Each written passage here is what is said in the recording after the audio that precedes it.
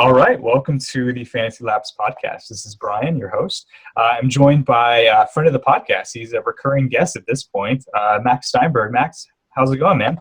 It's going good. We were talking before we went on video. I'm trying to ignore the baseball games today because I faded Nolan Arenado, so I'm just hoping that works out. So I'm really happy for distraction. Yeah, I hear you. Arenado is actually one of I feel like I mention him almost every MLB podcast we do. He's one of my favorite players, so I can understand that fading him in a course is not a calming situation to be in. Yeah, but sounds good. We'll at least take your mind off of it for a little bit while we talk shop a little bit. Yeah. So the topic of this podcast, and excited to have Max on because I think that you are uniquely qualified for this subject, and it's sort of an interesting subject, is how to transition from being a cash game player to a tournament DFS player. And obviously those are the two types of DFS players, and everyone sort of identifies with one sort of side of things. Whether you're a cash game player, it's almost a sense of pride in some areas. People are really good in tournaments. Some people are, just have their foot down in cash games. But, you have mentioned in your past podcast with us that you had started out in cash games, but you've sort of transitioned recently to tournaments. So before we sort of dive into it, if you could if people haven't listened to a podcast before, give us your background. I know you started with poker, but, how did you get into DFS, and sort of where are you now from where you started? Yeah, I think I started 2 years ago, maybe 3. Actually, this is my third baseball season, so 2 years ago. Mm-hmm. Started with basketball and just sort of got into it, but tried to read up as much as possible. And I just started out, I didn't really know the difference between a GPP and a cash lineup. I just assumed that they would require the same amount of strategy, so I didn't really differentiate. Mm-hmm. And I focused mainly on doing cash games. But it wasn't until probably the NFL season, this past NFL season, where I started transitioning into tournaments, which I like a lot better because it has some parallels to poker tournaments, and also it allows a lot more trust in yourself and a lot more bold moves that I like to do. I like doing things that seem out there and against everyone else. So it allows me to do that a lot more. So I definitely like it better. Yeah. So, and I guess a follow-up before we move into, how another user, how they could do that sort of thing, transition from being a cash game player to a tournament player. Why did you transition? Was it just because it's something that is just more interesting to you, or do you? And maybe I guess it's more of an industry question. Do you think that that's just sort of the way that our industry is going? We obviously have very large GPPs. We have $1 million makers in NFL. We have $1 million makers in PGA coming up in a couple of weeks. Is that just an area where you just thought there was more growth potential for you? Yeah, I think it's two things. It's one, I just enjoy it more, but two, it's just there's more money in GPPs. The prize pools are bigger. The recreational players like the GPPs more. And so if you want to make a lot of money, that's the type of tournament that you have to play. Yeah, it's interesting. So was there like a day where you just decided, okay, I need to make this transition. It's going to be better for my long-term ROI, and this is something I need to do, and it was just a revelation? Or is it just sort of a slow understanding you slowly adopted, maybe, or just slowly understood that maybe your poker background gave you a better chance to have more success long-term in tournaments? I think it was just a slow transition. I just slowly started playing more and more tournaments until eventually I was just playing almost all tournaments and not that many cash games. And yeah, I'm not sure. I kind of just don't remember how it happened. I think I always enjoyed the tournaments. I just didn't really get into them that much. And yeah, now it just seems like a great, I've sort of just made the slow transition, and I just, here I am. So do you, and I guess this is sort of a more theoretical question. Do you think that people are just sort of innately one or the other? I mean, do you think you can be good at both at the same time? Like, are you playing cash games still, or is it just sort of the thing where as a DFS player, you sort of just have to pick a side just because of the amount of, not the amount of research, but just the mindset you have to take. It's just you sort of have to adopt one. What are your thoughts on that? I think you could definitely innately be a tournament player. I don't think you could innately be a cash game player as much as being a cash game player just means that you're projecting basically better than everyone else, whether it be baseball, football, or basketball. But I think that in tournaments, you can actually overcome bad projections or bad evaluations if you're using really good tournament strategy. And there's definitely guys out there who I sense that definitely have really good tournament strategy or really good feel for tournaments. Like Mick Jester comes to mind. I feel like he plays every sport. He probably isn't the best at picking guys, but for some reason he has some talent at picking the right tournament plays. And there seems to be some guys like that. Maybe Ganondorf as well comes to mind. Although I haven't evaluated these guys' lineups that much, it just seems like when you're doing well in this many tournaments and when you look at these players' cash lineups and they're not fantastic, there's got to be something there. I agree. That's interesting to say that you think that most people aren't naturally a cash game. I would think it would be the opposite. So maybe we can disagree a little bit here. I think most people are naturally risk adverse. Like people, when they are putting money on, I think if you are playing in a free league, it's easy just to say, okay, I'm going to take this batter who is hitting 8th in the order that I think has a sneaky upside against this pitcher who allows whatever, or this wide receiver who is 2nd or 3rd on the depth chart, but I think he is a rookie and maybe he's going to get a couple opportunities late. That sort of thing is the sort of thing you have to look in tournament, and it's easy to do that or take that risk when you don't have money on it. But in DFS, once you start putting money on it, it seems like people just revert back to the optimal play, or at least that's what I've seen. But do you disagree with that?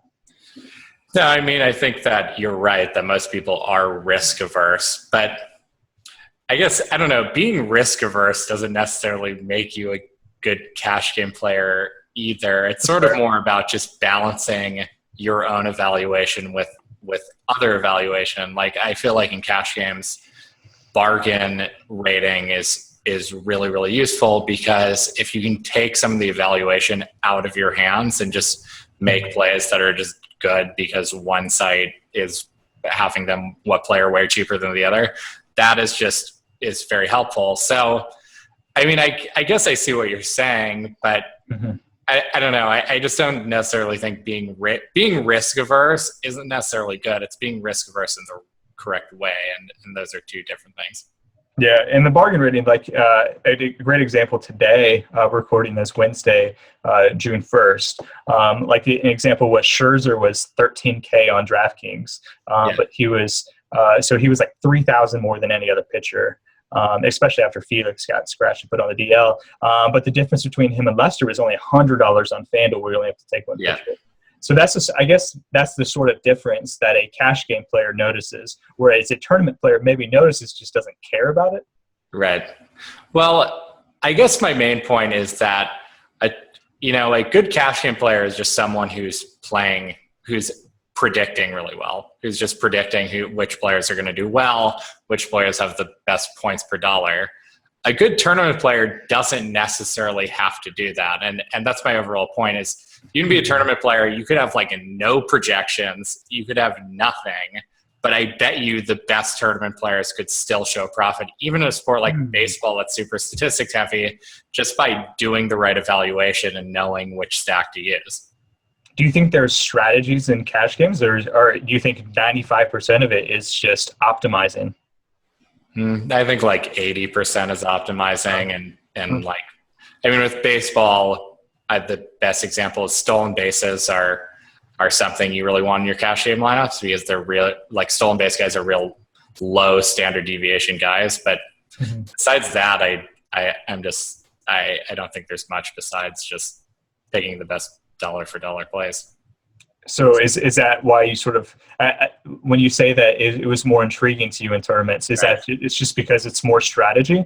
Yeah, exactly. I mean, if you're making two lineups and it's just, here are the best plays, well, actually there's this fourth outfielder that I really like, and now I can't play him. Like, for example, tonight, there's a ton of outfielders in Coors games, like Ryan Rayburn and Charlie Blackmon, and they're really high projected guys. But one outfielder I really liked was Starling Marte, who I thought would be overlooked. Well, if I'm playing cash, I'm not going to play Starling Marte because he's like the sixth best outfielder or maybe worse.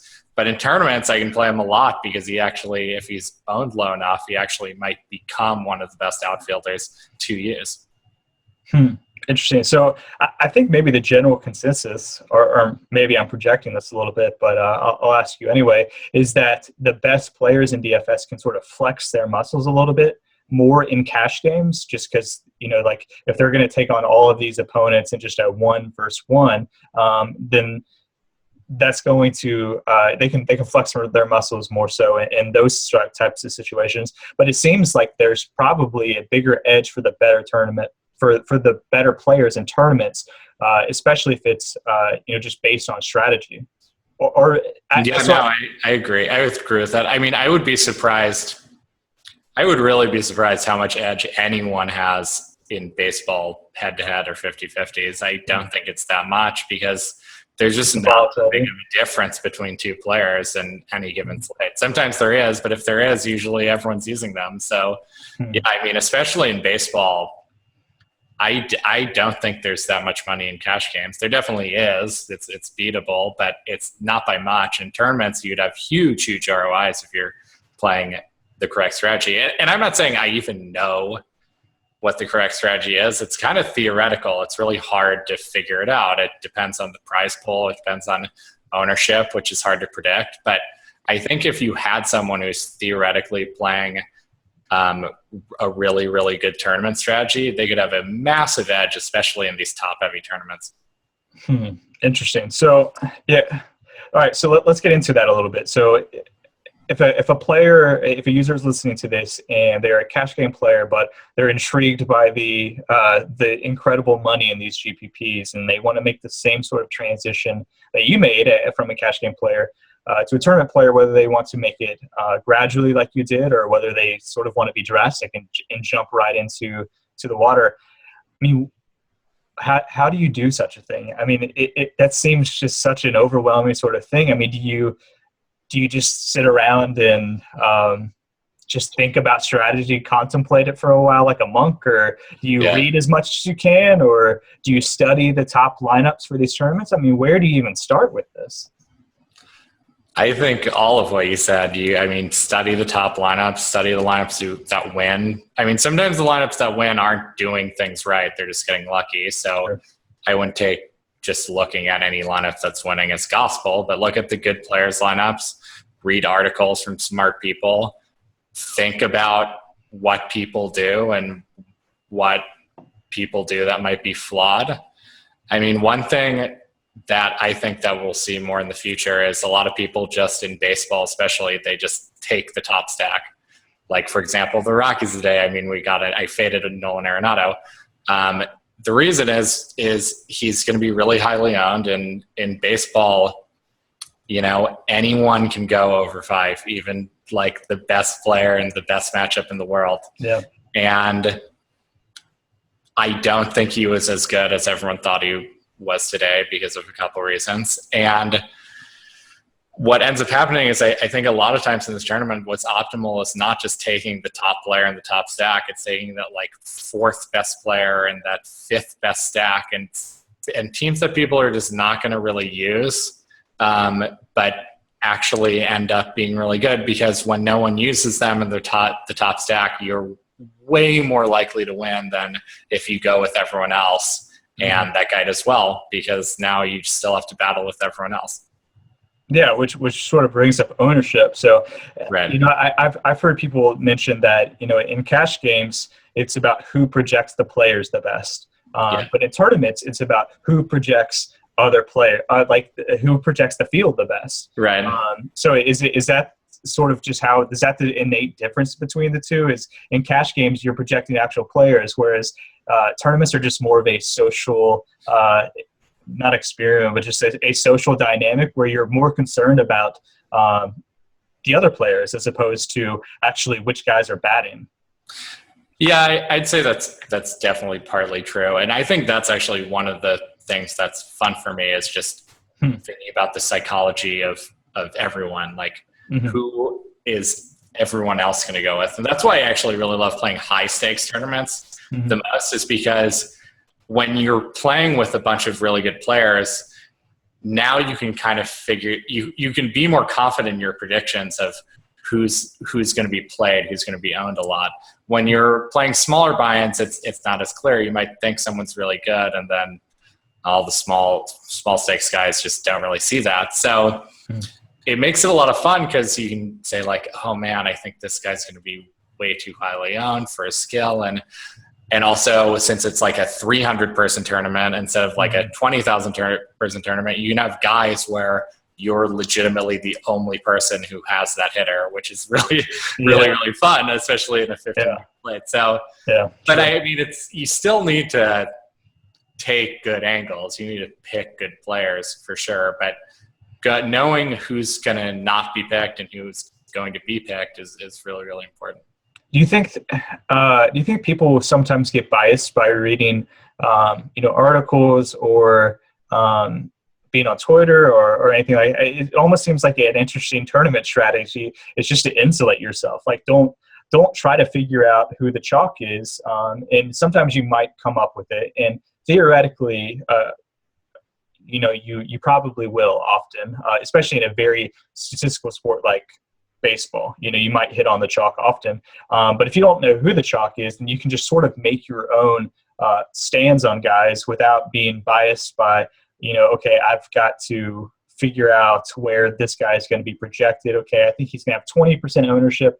What does that mean for my exposure? Does that mean that I take 25 and I have a little more than the field? Or does that mean that I completely fade him and I just hope that he sucks? I don't know. Is insulating yourself, is that a good strategy? I wouldn't do that. I like reading about it because I have an idea of who's going to be highly owned. I want to see if that is true, or maybe I'm mistaken. So yeah, it depends. If you're the type of person who really is risk averse and doesn't want to do something differently than everyone else, then yeah, I'd say insulate yourself. But if you're someone like me who is the exact opposite to a fault, where I see everyone wants to make a play and I immediately think, oh, I'm definitely not going to use that guy, then insulating myself would probably be bad. Interesting. So that sort of brings up another question that I think is interesting, and it's something that you and I talked about off the air. It's how do you predict what other players are going to do, and sort of how can you take advantage of that? So, I mean, is it just being in tune with the DFS community and just sort of seeing where players are going to be on other guys, or is there better, more statistical ways to figure out ownership and strategy and how you should adapt based on that day? Yeah, I mean, I think you can use a lot of different things. You can just simply see how much buzz someone's getting. And also hot players, like, for example, Nolan Arenado hit a home run last night, so that's obviously very helpful. We're using the example of Arenado. It's like you have a team that has an absurdly high run projection. That's a big thing. You have a guy who's really, really low priced, mispriced, in fact. I think it's 4,500. He should be like 5,500 or more.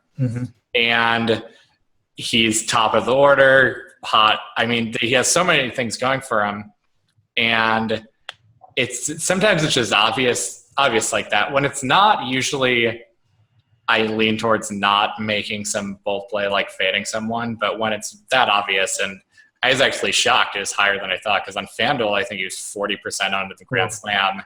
And his price was worse. So my guess is on DraftKings, he's going to be like 50, maybe 60. I haven't looked yet. I don't think it's locked.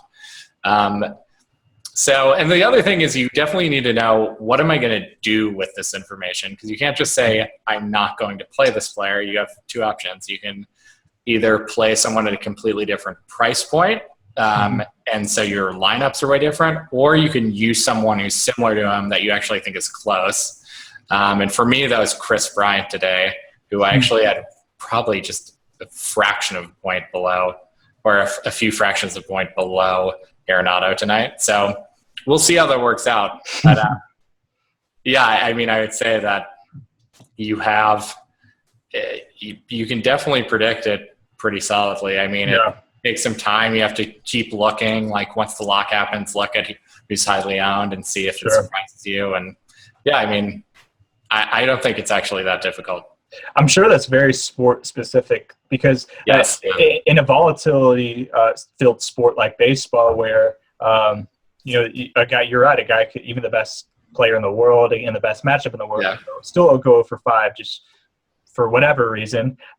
You could fade that guy even if he's mispriced. Like if Nolan Arenado was $3,000, you can still make a case to fade him even if it's like just absurdly mispriced. Russell Westbrook at $3K, even if you know his ownership is going to be 90%, what do you do in a situation like that? Yeah, so in different sports, it's different. In basketball, so in baseball, there's just way more variance. Like a hitter can hit it to the warning track, and that's 0 points instead of 14, or on FanDuel 18. And that can just be luck. With Russell Westbrook, he's not going to get below 40 fantasy points at 3K. So it would be pretty foolish to fade him.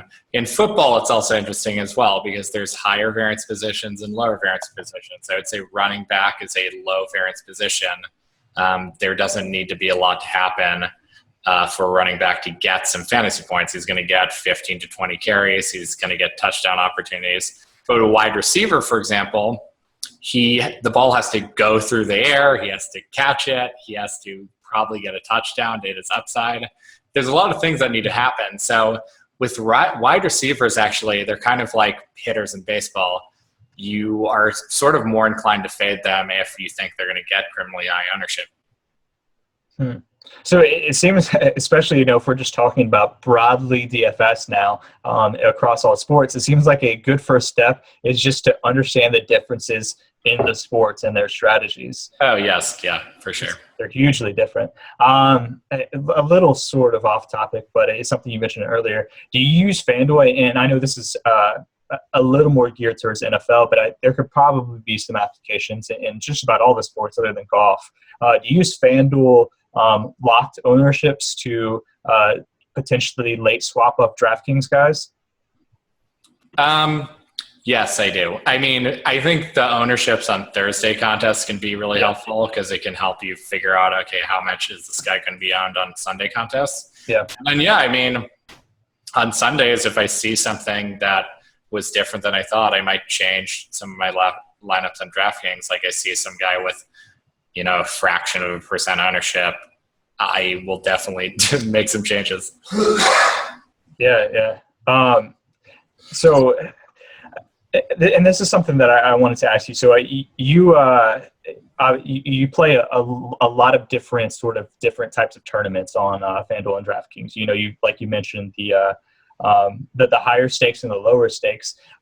What are the sort of like biggest differences in tournament strategy that you see? And is maybe as a DFS user, like on DraftKings, where you can go and just look at the live contest every night, is it better to look at the higher stakes tournament, even guys that are not at the very top, as opposed to these like 40,000 tournament or 40,000 people tournament, just because they could be a little more filled with luck as opposed to maybe there's sharper guys all around in the higher stakes tournament? So I'm not sure I understand your question. Are you saying for what purpose are we looking at these tournaments?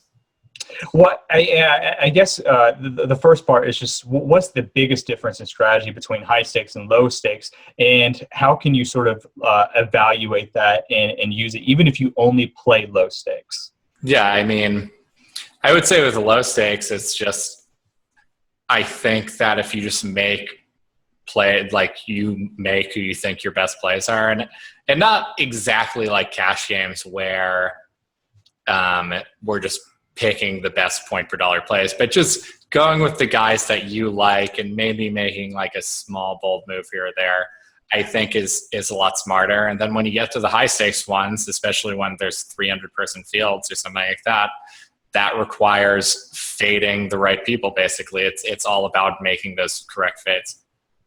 So in low stakes tournaments, I just don't think that matters very much. Yeah. So I guess to be more direct, what I'm asking here is if there's a listener right now that is only going to play lower stakes tournament, is Right. there are they just like different sort of worlds? Are they on different islands, or is there use in understanding high stakes tournament, even if you're never going to potentially play them? No, I'd say there's not. I would say with low stakes, I would just focus on making a few plays that other people aren't making. And then high stakes, it gets a lot more complex. It has to do with not making the play that everyone's making, in my opinion. Interesting. Kind of moving on a little bit, what is your sort of, your research look like when you're playing DFS? Like, are you thinking about strategy all the time? Because we had mentioned, and I do believe this is true. We've seen DFS strategy change a lot. We saw sort of stacking strategy change in NFL. Like we saw a guy win $1 million stacking like 6 players on the Steelers this year, right, on DraftKings, which, people were just like stack a quarterback and wide receiver the year before, and now it's just a whole team stack. And it seems like the strategies are constantly adapting. Is that something that you just have to like keep on reading up on, or you have to keep on thinking about, or is it something that as you play, you'll just sort of naturally observe these things? Or how do you get ahead of them is maybe what I'm trying to figure out. Well, I think for me is having played poker for so long, this is something that a thought process that just naturally comes to me. In poker, you're always thinking of ways to theoretically change your style of play, different moves you can make. And in daily fantasy, I sort of have adopted that same thought process. But I don't know. I'm not sure it comes naturally to me. I'm not sure it comes naturally to other people, but it's just, you just have to not take anything for granted. You just don't say, I do this. I'm supposed to do this in daily fantasy because I'm supposed to do it. For example, like stacking, like in baseball, most people stack 5 people. Is that correct? I don't know. It could be correct that you shouldn't stack anyone, actually. It could be 3 stacks are optimal. It could be 4 stacks are optimal. I honestly have no idea. So if there's someone, if someone like came up to me and said, I have a really good argument why you should actually not stack any team, I'd be all ears. I think that could be a reasonable thing. Someone could make an argument for you actually should use only people at the bottom of the order. I could see that being true. It doesn't feel right, but if you start thinking like that and really trying to apply that thinking and see if it makes sense, I think that's something that's really helpful. Yeah, just I guess sort of push yourself to the extremes of things. And right. Yeah, you're right. Don't take anything for granted.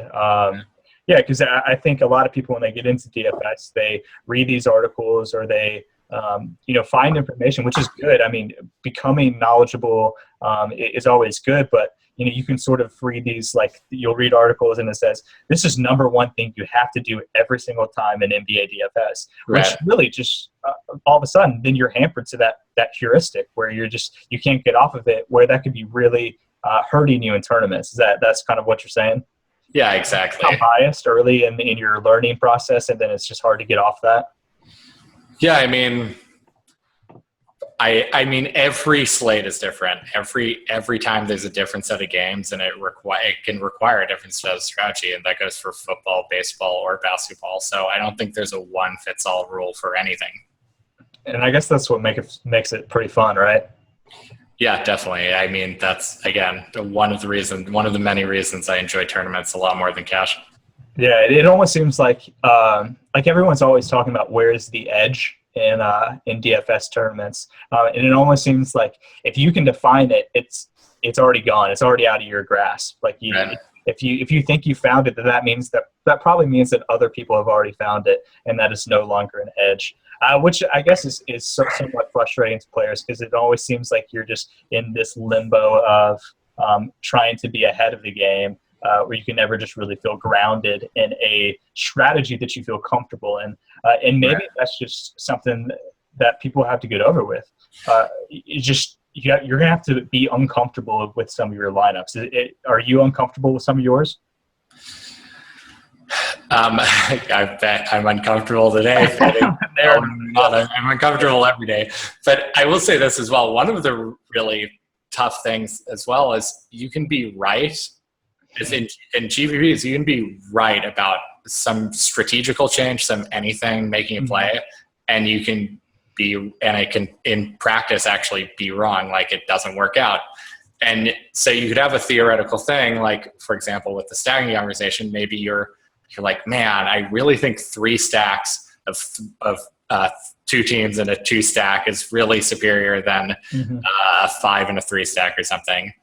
And you could make lineups with the stacks for a month and you might not win a tournament, but it doesn't mean you're wrong. And so you really have to experiment, but you really have to kind of think more in a theoretical way and try to when you have a theory like that, try to just confirm it theoretically instead of confirming it with the results, because you're never going to get that confirmation. Yeah, I've heard a lot of people say the correct tournament strategy is the one that wins, which I guess is what you're saying, and I agree with you. It's a little simplistic. Well, yeah, I mean, I don't know. I actually no. I mean, I don't think that's true at all. I think you could use the correct tournament strategy and it doesn't win for a while, and you just never know. I think one thing is definitely the correct tournament strategy isn't one that gets like 100th place a lot. That definitely is not the correct one. I think people are a little too risk averse in tournaments, and especially when they're top heavy and especially when they're high buy-in, they just put in their best lineup and it's just not correct. Yeah, it's always sort of that's sort of the hard thing to analyze, especially across sports, is when you're being risky and when you're being dumb. Right. And I guess that's just something that you just have to figure out over time. Is all right. This is a calculated risky move that I'm making that I think is going to increase the upside of my lineup and in turn increase the upside of me winning the tournament, as opposed to I'm being contrarian, but it's not a really calculated. Right. Yeah. Yeah. All right, cool. Well, Max, I think we've gone about 30 minutes, which I want to keep this to. I know you got to go sweat Arenado here. No, I'm not doing it.